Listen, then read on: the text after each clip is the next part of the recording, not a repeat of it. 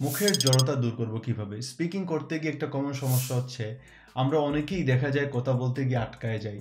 বা আমি আসলে ফ্লুয়েন্টলি বা এফোর্টলেসলি কথা বলতে পারতেছি না।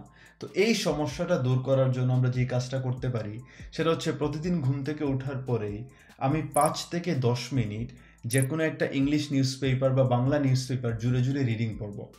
ইনফ্যাক্ট আপনি যদি নিউজ পেপার নাও পান, কেমব্রিজ বইয়ের পিছনে যে লিসনিং টেপ স্ক্রিপ্ট দেয়া থাকে, সেই টেপ স্ক্রিপ্টটা আপনি বের করেন। টেপ স্ক্রিপ্টটা বের করে আপনি এখান থেকে যেকোনো একটা সেকশন 2 বা সেকশন 4 জুড়ে, জুড়ে রিডিং পড়েন।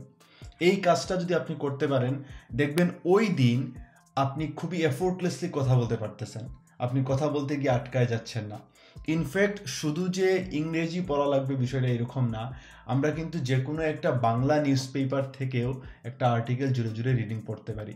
তো এই কাজটা যদি আমরা রেগুলার করি, দেখা যাবে এটা আমাদেরকে এফোর্টলেসলি কথা বলতে সাহায্য করবে এবং আমাদের মুখের যে জড়তা আছে সেগুলো আমরা ওভারকাম করতে পারবো।